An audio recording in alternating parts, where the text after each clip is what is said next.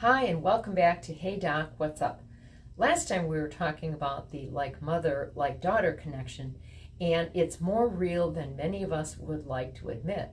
But there are many aspects of the like mother, like daughter connection.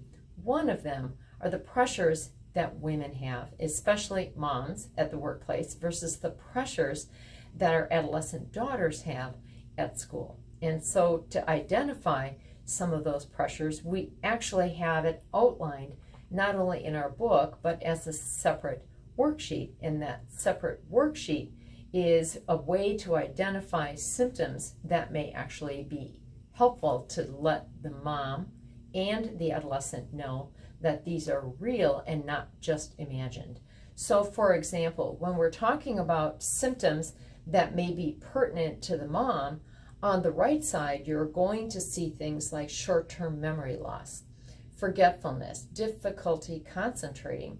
And those are things that actually may be perceived by an employer as you're not interested in your job, or you're not good at your job anymore. You are simply, quote, aging out, even though that's an illegal term to use in the workplace or to ever use as a reason for demotion, which happens, unfortunately, to many women.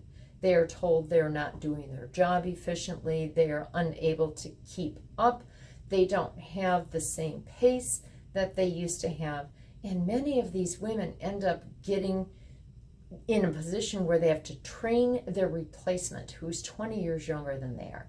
Well, what a slap in the face, really.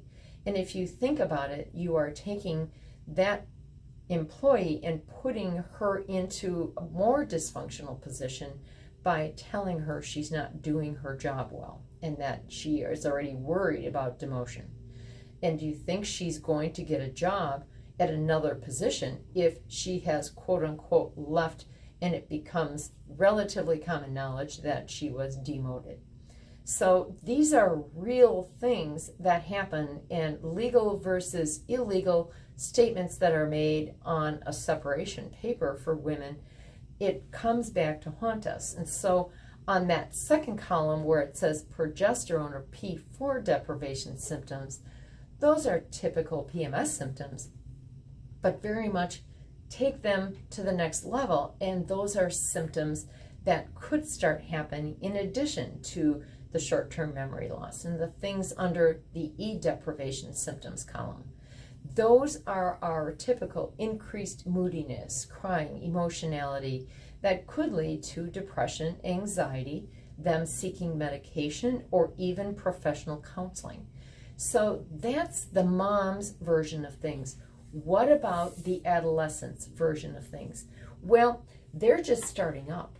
They really don't have the same ability to understand that these symptoms may or may not be part of hormone imbalance and part of that swing up and down until they get to a predictable regular period and regular hormone levels.